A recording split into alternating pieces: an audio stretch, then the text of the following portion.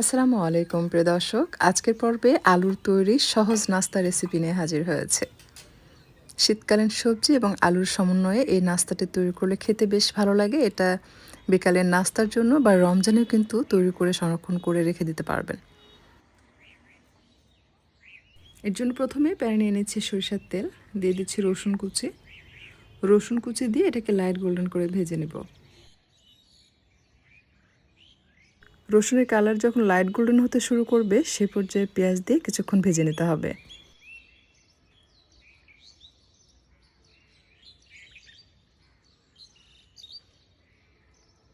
পেঁয়াজ বেশ কিছুক্ষণ ভাজার পর অ্যাড করে দিচ্ছি গাজর। গাজর ছোট ছোট কিউব করে কেটেছি। মটর যেরকম ছোট ছোট হয় ঠিক সেরকম ছোট টুকরা করে কেটে নিতে হবে, বা তার থেকেও একটু ছোট টুকরা করে কাটবেন। এরপর এটাকেও কিছুক্ষণ ভেজে নিতে হবে পেঁয়াজের সাথে। এরপর বাকি যে সবজিগুলো আছে সেগুলো আমি অ্যাড করে দিচ্ছি। এটা কিন্তু ফ্রোজেন মটর, অর্থাৎ এটা হাফ বয়েল করে ফ্রিজে রাখা ছিল আমার, সেটা অ্যাড করছি। আর সাথে দিয়ে দিচ্ছি ক্যাপসিকাম। ক্যাপসিকাম এটা অপশনাল, তবে আপনারা এখানে চাইলে কিন্তু সুইট কর্নটা ব্যবহার করতে পারেন, এতে করে এটা আরও বেশি ভালো লাগবে।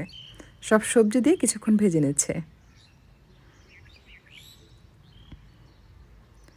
বেশ কিছুক্ষণ ভাজার পর অ্যাড করে দিচ্ছি ভাজা জিরার গুঁড়া, সাথে দিয়ে দিচ্ছি ধনিয়ার গুঁড়া, আর দিয়ে দিচ্ছি মরিচের গুঁড়া। এটাও 1 চা চামচ। প্রথমে হাফ চা চামচ উঁচু করে নিয়েছি, পরে আরও কিছুটা দিয়েছি। স্বাদ মতো লবণ দিয়ে দিচ্ছি। ভাজা জিরার গুঁড়া, ধনিয়ার গুঁড়া, মরিচের গুঁড়া সব আপনারা 1 চা চামচ করে নেবেন, তাহলেই হবে। আর দিয়ে দিচ্ছি 1 চা চামচ ভর্তি করে সাদা কালো গোলমরিচের গুঁড়া। মশলার সাথে মটর খুব ভালোভাবে ভাজা হয়ে গেলে অ্যাড করব সেদ্ধ করে রাখা আলু। আলু দিয়ে এটা মিক্স করে নিতে হবে। আলু দেওয়ার পর চুলার তাপটা কমিয়ে দিবেন, তা না হলে কিন্তু নিচে থেকে পুড়ে যেতে পারে। ভালোভাবে মেশানো হয়ে গেলে অ্যাড করে দিচ্ছি ফ্রেশ ব্রেড ক্রাম্বস।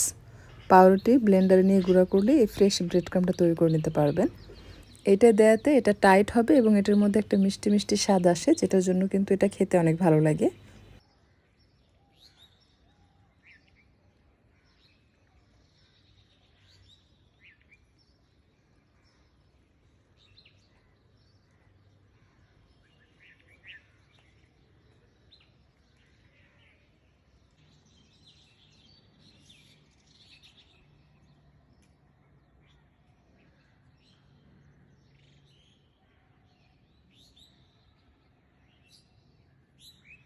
তো এটা খুব ভালোভাবে মিক্স করা হয়ে গেছে। চুলা থেকে নামিয়ে এটা প্লাস্টিক র্যাপারের উপরে রেখে হাত দিয়ে চেপে চেপে সেট করে নিতে হবে। ঠিক এভাবে প্লাস্টিক র্যাপার দিয়ে র্যাপ করে সেট করে নর্মাল ফ্রিজে 1.5 থেকে 2 ঘন্টার জন্য রেখে দিবেন।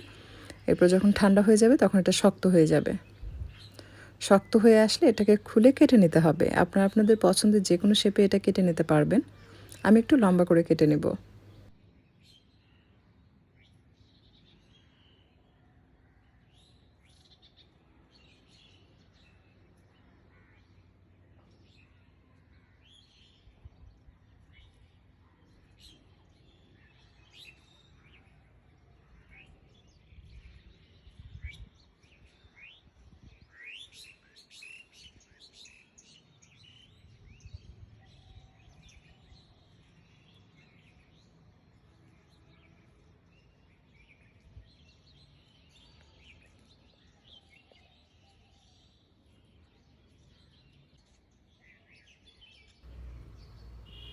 এখন ময়দার লিকুইড তৈরি করবো। এর জন্য আমি এখানে ময়দা নিয়ে নিলাম।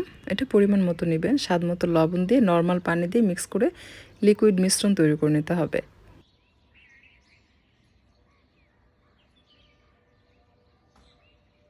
তবে একেবারে পাতলা করা যাবে না, আবার খুব বেশি ঘনও করা যাবে না।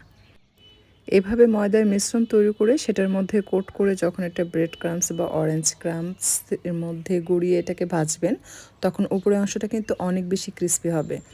আমি প্রথমে ফ্রেশ ব্রেড ক্রাম্ব নিলাম, তার মধ্যে দিয়ে দিচ্ছি অরেঞ্জ ক্রাম্বস। দুটো একত্রে মিক্স করে এটা তৈরি করলে উপরের অংশ দেখতেও সুন্দর লাগে, অনেক ক্রিস্পি হয়। আবার কেউ চাইলে অরেঞ্জ ক্রাম্বসের পরিবর্তে কিন্তু আপনারা কর্নফ্লেক্সটাও এখানে গুঁড়া করে মিক্স করতে পারবেন ব্রেড ক্রাম্বের সাথে। এতে করে এটার টেস্টটাই চেঞ্জ হয়ে যায়। তো সব কিছু মিক্স করা হয়ে গেলে ময়দায় যে কোট করে রেখেছিলাম সেটা এটার মধ্যে দিয়ে গুঁড়িয়ে নিতে হবে। তাহলে এটা বেশ উপরের অংশটা শক্ত হবে। জাস্ট আলতো করে এভাবে তুলবেন না, তাহলে সেটা তেলের মধ্যে ছাড়লে এই যে উপরে ব্রেড ক্রাম্ব, অরেঞ্জ ক্রাম্ব এটা খুলে গিয়ে তেলের সাথে মিক্স হয়ে যায় এবং সেটা পুড়ে যায়। দ্বিতীয় ব্যাচ ভাজার সময় সেটা দেখতে কিন্তু খারাপ দেখা যায়। সো আপনারা ভালোভাবে গুঁড়িয়ে নেবেন, তাহলে এটা উপরে খুব সুন্দরভাবে কোট হবে। আর হাতের মধ্যে নিয়ে একটু ঝরিয়ে নেবেন, তাহলে দেখবেন তেলটা নোংরা হবে না। আর খুব সুন্দরভাবে এই যে উপরে যেটা কোট করছি আমরা, এটা শক্ত হয়ে লেগে থাকবে। আর এটার জন্য অনেক ক্রিস্পি হবে এবং খেতেও কিন্তু খুব ভালো লাগবে। তো এভাবে সবগুলো তৈরি করে নিতে হবে।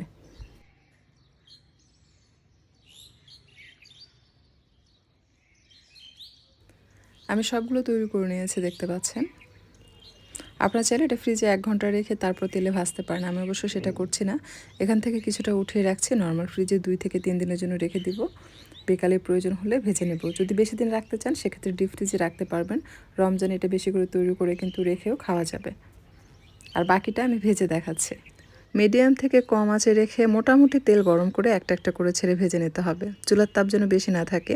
যেহেতু ব্রেড ক্রাম্ব এবং অরেঞ্জ ক্রাম্ব দিয়েছি, তো দ্রুত এটার কালারটা ডার্ক হয়ে যাবে, তখন সেটা দেখতে ভালো লাগবে না। তাই চুলার তাপ একটু কমিয়ে ধীরে ধীরে সময় নিয়ে ভাজবেন। এতে করে আপনার উপরের অংশটা অনেক বেশি ক্রিস্পি হবে।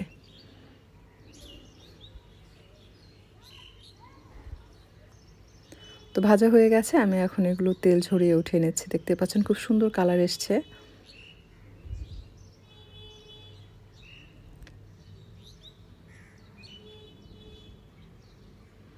তো এটা তৈরি করে ফ্রিজে রেখে দিলে কি হয়, হঠাৎ যদি মেহমান আসে ফ্রিজ থেকে বের করে কিন্তু চট করে ভেজে পরিবেশন করা যায়। তো টমেটো সসের সাথে আমি এটা পরিবেশন করেছি। আশা করছি আপনাদের কাছে ভালো লেগেছে রেসিপি। যদি ভালো লাগে লাইক, কমেন্ট, শেয়ার করে চ্যানেলটি সাবস্ক্রাইব করে পাশেই থাকবেন। আমি আপনাদেরকে একটা ভেঙে দেখাই, তাহলে বুঝতে পারবেন যে এটা আসলে কেমন ক্রিস্পি হয়েছে।